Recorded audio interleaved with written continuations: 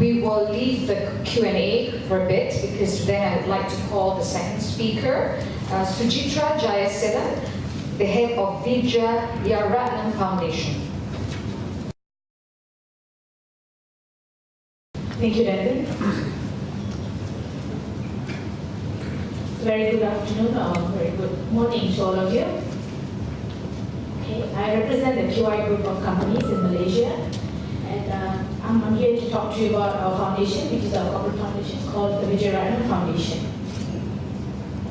Okay, we have an international foundation called the Rhythm Foundation, which operates from Hong Kong, and in Malaysia, there is a policy that we need to have a local foundation. Hence, we set up a foundation called VIJAYARATNAM Foundation. And VIJAYARATNAM is actually our executive chairman's father. So, hence, the name is VIJAYARATNAM. Okay, so our mission is empowering lives, transforming communities. Okay, a corporate foundation basically has got a different mode of operations. And what we have done is we managed to set up 4 pillars, 4 focus areas, which is education, community development, arts and culture, and the environment as our focus for the VIJAYARATNAM Foundation. Okay, how do we operate? I think I lost it. Yeah, so how do we operate?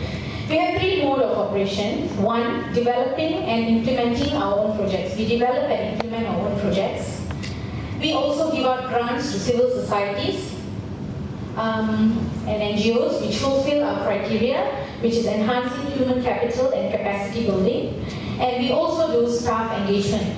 So being a corporate foundation, we not only just focus on the community, but we also engage our staff and empower our staff to contribute to the community. Hence, 80% of our work is external and 20% is internal. And 80% external, 20% internal. Okay, I lost my train of thoughts. Sorry. Okay, so we have a board of governance. Our founder is Dato' Vijayasaran. The QI group's chairman is Dato' Vijay, and he established the VIJAYARATNAM Foundation. So when you say we are a corporate foundation, basically 100% of our funding comes from our group, and hence all our trustees. We have the policy says we need some external and some internal trustees. So our trustees are Tan Sri Dato' Sri Kamal Hashim, Dato' Karunakaran, Mr. Magendran, Mr. Nicholas, and Datin Aziza. Our chairperson, Datin Mayal. Our vice chair, Stevenson Charles, secretary Naresh, treasurer Ms. Boyd, and executive members as listed. So we have also a secretariat which is headed by me, and I have a team of about a very small number of staff. We have about 8 of us who you will see the kind of work that we do. So basically, I'm not going to talk about corporate philanthropy. So why do we set up corporate foundations?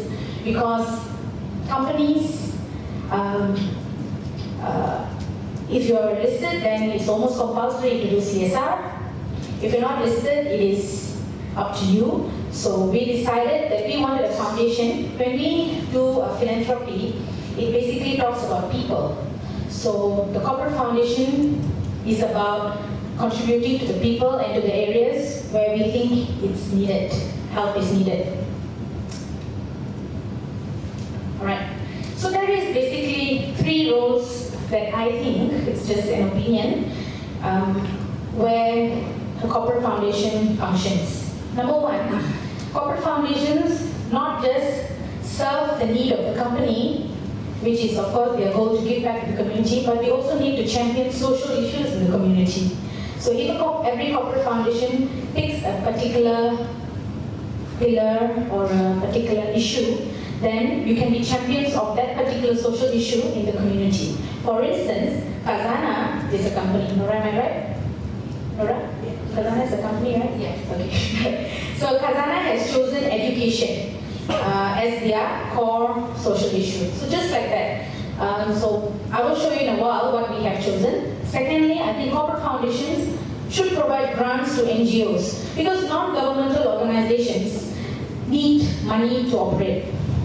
Okay, most of the time now we see people are talking about social enterprises. But if you look at a social enterprise, it's basically a business model. So if NGOs are going to be social enterprises, they have to focus on running a particular mission like a business. And if that is going to be the focus, it doesn't work for every organization. So I have seen organizations that are welfare related, or sometimes their work is just advocacy. It's almost impossible to create a business model out of a advocacy NGO. So this is where corporate foundations can come in, and we can help the NGOs to continue their work. And number three, of course, being a corporate foundation, we've got a large number of staff, and we have to be the bridge between the staff and the community. So 20% of our work is to actually empower staff, educate staff, and to teach them how to go out there and be useful to the community. Okay? So just like when I said Rhythm Foundation, I just need to stand. Rhythm Foundation, it's an acronym for Raise Yourself to Help Mankind. So the whole QI group basically works on that. So we raise ourselves so that we can help mankind. So we teach that to our staff. So this week is actually CSR week for us in the QI group. Just like in the EUMCCI, it is the Social Responsibility Week. So the whole of this week, we have got staff going out on different missions throughout the day. Like I think at this very moment, they are all over PJ collecting cans and bottles.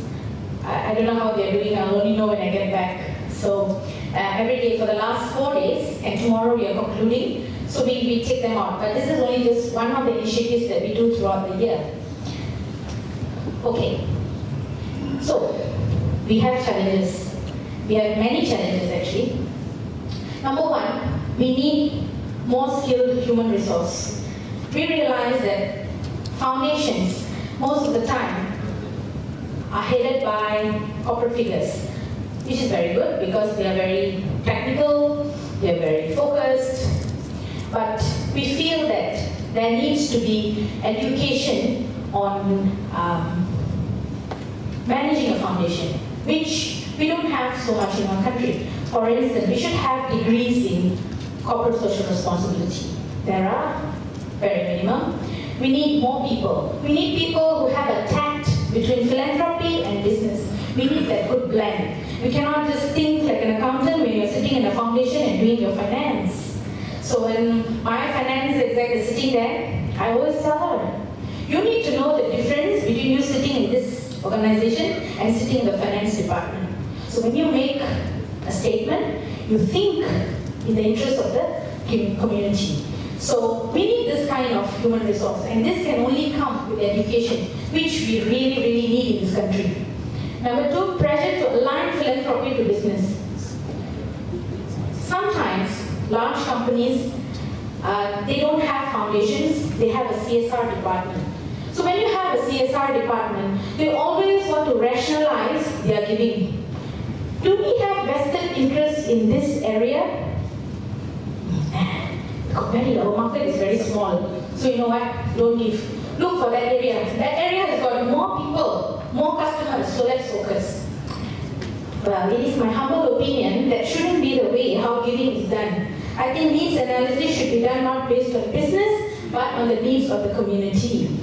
Alright, so this is also another big pressure. But sometimes when you set up a foundation, you're a little bit more independent, I would say, a little bit, not so much.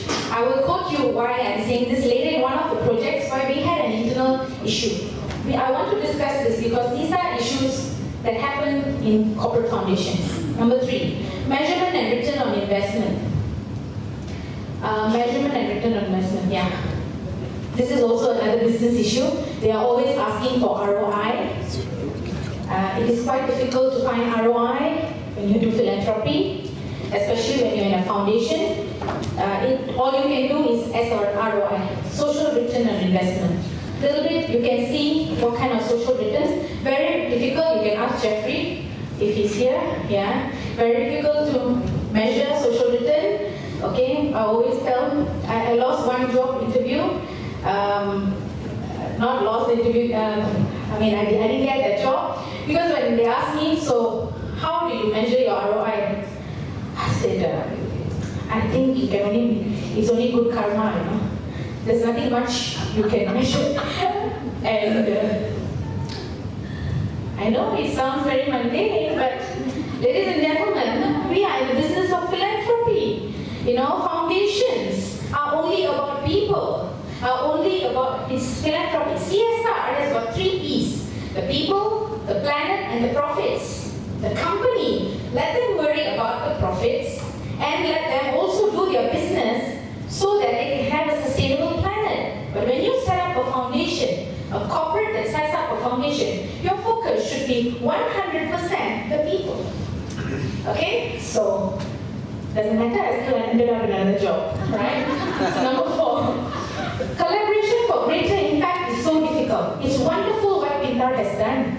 I just saw they have actually collaborated because they have the cloud, so they can pull the kind of corporations to come together to achieve the same goal for the nation.